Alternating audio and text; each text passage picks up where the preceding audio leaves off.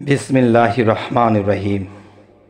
हे समस्त जगतबासी, हे मुसल्लिगण, हे फरहेजगारगण, आज आमी शामीम आলী আপনাদের সামনে একটি আলোচনা নিয়ে উপস্থিত হইলাম। সেই আলোচনাটি অবশ্যই গুরুত্বপূর্ণ। আপনারা ভিডিওটি টানবেন না, গুরুত্ব সহকারে শুনবেন। ইনশাআল্লাহ ইহকাল ও পরকাল ধন্য হবে ইনশাআল্লাহ।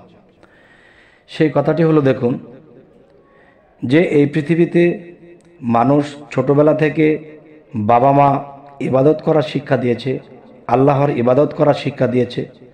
এখন দেখা গেছে 40 বছর বয়স হয়ে গেছে, 45 বছর বয়স হয়ে গেছে, কিন্তু এর মধ্যে আমি নিজে শিওর দিতে পারছি না, আপনি শিওর দিতে পারছেন না যে এত বছর যে আল্লাহর ইবাদত করেছি, যে আল্লাহ কবুল করেছে, এটা কোনো শিওর দিতে পারছি না।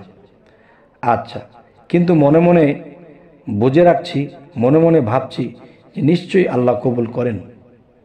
কিন্তু নিশ্চয়ই আল্লাহ কবুল করেন, এটা কিন্তু নিজের মধ্যে নিজে পূর্ণতা বিশ্বাস থাকলেও এখন আল্লাহ কি আমার ইবাদত কি নিল? আর এর ফাঁকি দিয়ে আমি দুর্বলটা কোথায়? দুর্বলটা হলো, আমি কখনো দুষ্টামি করেছি, কখনো কাউকে আঘাত করেছি, বা আল্লাহর ইবাদত করতে অবহেলা করেছি, বা নামাজে আমি ডিস্টার্ব হয়ে গেছি, আল্লাহর ইবাদতে আমি অন্যমনস্ক হয়ে গেছি। বিভিন্ন কিছু মিলিয়ে আমার ইবাদতের মধ্যে খাদ জমা হয়েছে। যেমন স্বর্ণের মধ্যে যদি খাদ বেশি হয় তাহলে কিন্তু স্বর্ণটা কেউ কিনতে চায় না। ঠিক তাই আমি বলতে চাচ্ছি, হে জগতবাসী, যে এই পৃথিবীতে কে শিওর দিবে যে আমার সম্পূর্ণ ইবাদত আল্লাহ গ্রহণ করেছে? আচ্ছা, আল্লাহ যেন গ্রহণ করে নেয়। আল্লাহ কিন্তু আল্লাহর 99 নামের মধ্যে এই গুণ ক্ষমতা দিয়ে দিয়েছে। 99-এর একটি নাম আপনাদের সামনে নিয়ে আসলাম। সেই নামের গুণে আল্লাহ আমাদের পিছনের গুনাহ মাফ করবে, এবং পিছনের যেই ইবাদত করা হয়েছে, নামাজ পড়া হয়েছে, দেখা গেছে যে আল্লাহ এগুলা কবুল করার জন্য আল্লাহ আমাদেরকে এই নামটিও দিয়েছেন, যাতে করে আমরা বুঝতে পারি যে এই নামের গুণে আল্লাহ কবুল করবেনি। সেই নামটি হলো কি? ইয়া আখিরু, ইয়া আখিরু। আচ্ছা, ইয়া আখিরু নামটি কোনভাবে, কোন নিয়মে আপনারা পাঠ করলে তখন পিছনের গুনাহ মাপের সাথে দেখা যাচ্ছে পিছনে যাই কিছু ইবাদত করা হয়েছে তা কবুল ও মঞ্জুর করা হবে। আলহামদুলিল্লাহ, আলহামদুলিল্লাহ।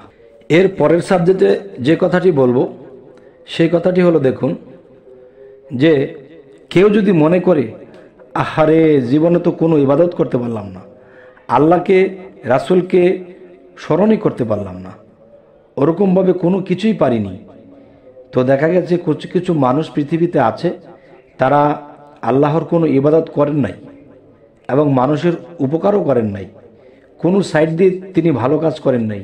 এমন কোনো লোক যদি পৃথিবীতে থাকেন, অবশ্যই আছে, নাই তিনি। পৃথিবীতে পাপীর সংখ্যাই বেশি। আপনারা কি বলেন? পৃথিবীতে পাপীর সংখ্যা বেশি। যে আমি যে কথা বলছি আপনাদের সামনে, আমার জীবনে যে পাপ নেই তাও নেই, তবু মানুষকে আল্লাহর 99 নাম বিতরণ করার কারণে আল্লাহ যদি আমাকে ক্ষমা করে থাকেন, আল্লাহ যদি সন্তুষ্ট হয়ে থাকেন যে আমার 99 নামের গুণ ক্ষমতা প্রচার করতে, হে মোহাম্মদ শামীম, আমি তোকে ক্ষমা করে দেব। যদি একবার আল্লাহ দয়া করে বসে, তাহলে আমি জীবনে যতটুকু ইবাদত করেছি, যতটুকু না পেরেছি, কিন্তু এই নাম বিতরণের কারণে এই ইউটিউবের মধ্যে এই ওসিলায় যদি আল্লাহ আমাকে ক্ষমা করে, তাই আল্লাহর কাছে লাখো কোটি শুকরিয়া, আপনাদের কাছে দোয়া চাই। তবে এখনকার যে সাবজেক্টটি বলবো সেটি হলো, কেউ যদি জীবনে ভেবে থাকে যে আমি জীবনে আল্লাহর কোনো ইবাদত করিনি, আল্লাহর কোনো ভালো কাজ করিনি, আমি তো অনেক পাপী, আমি মৃত্যুর পরে তো জাহান্নামে যেতে হবে, এমন কোনো ভাবনা চিন্তা যদি কারো ভিতরে আসে, তিনি প্রত্যহ এই নামটি পাঠ করবেন। আর কখন পাঠ করবেন? দেখবেন যে একটা সূর্য যখন উদিত হয় তখন কিন্তু সকাল ভোরে দেখা যায় উষার আকাশ ভেঙে এই সূর্যটি উদিত হয়।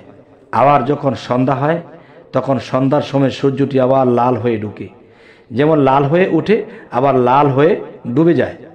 ঠিক লালের মধ্যে একটা বিষয় আছে কি, দেখেন যে সূর্য যখন লাল থাকে তখন তাপমাত্রা থাকে না, কম থাকে। তেমনি একটা শিশু যখন পৃথিবীতে জন্ম নেয় তখন কিন্তু সেই শিশুটার জ্ঞান শক্তি থাকে না, জ্ঞানের আলো থাকে না, তেমনি একটা শিশু দিয়ে বোঝানো হলো এবং একটা মানুষ যখন অতিরিক্ত বৃদ্ধ হয়ে যায় তখন তার জন্য জীবনটা সন্ধ্যাকাল। দেখা গেছে অনেক বৃদ্ধ লোক পোলাপানের মতো অনেক কথা বলে ফেলে, তার মানে তার যে সূর্যটা আছে লাল হয়ে গেছে, এখন সে বাচ্চার মতো হয়ে গেছে, এখন তার জন্য মৃত্যু ঘনিয়ে এসেছে, এখন সূর্য ডুবে যাবে, তার মানে লোকটা মৃত্যুবরণ করবে। তাই আমি বলবো ইয়া আখিরু এই নামটি বিশেষ করে আপনারা সন্ধ্যার মাগরিবের পরে আপনারা এই নামটি পাঠ করবেন।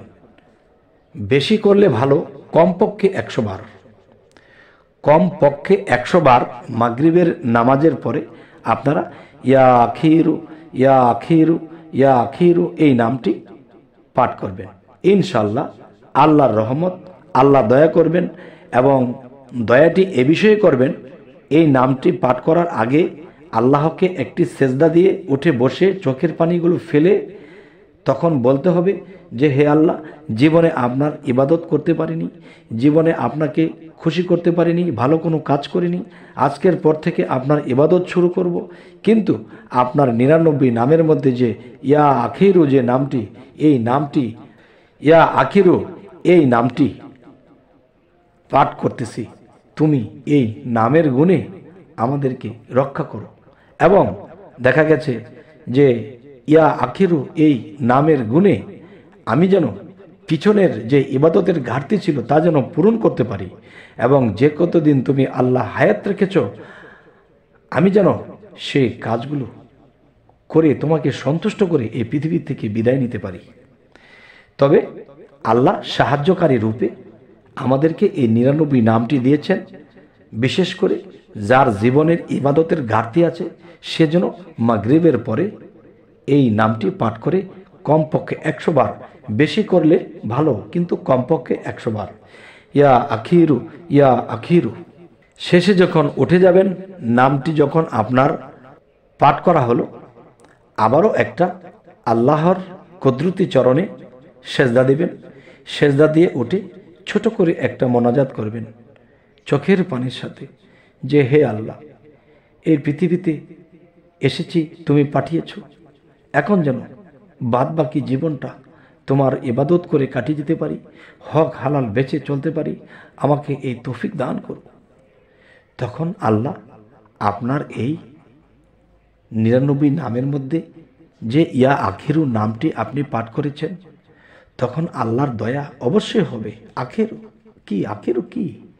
আখির হলো শেষ সময়, আখের হলো শেষ সময়, সন্ধ্যাকাল কিন্তু দিনের শেষ সময়। এই শেষ সময়ে যদি আমরা ডাকি অন্তর থেকে, অবশ্যই আল্লাহ কবুল করবেন। তবে আমাদের এই চ্যানেলে যদি আপনারা নতুন হয়ে থাকেন অবশ্যই সাবস্ক্রাইব করে নেবেন, পরবর্তী আলোচনা যেন আপনাদের সামনে উপস্থিত করতে পারি। তো সকলে ভালো থাকবেন, আল্লাহ হাফিজ।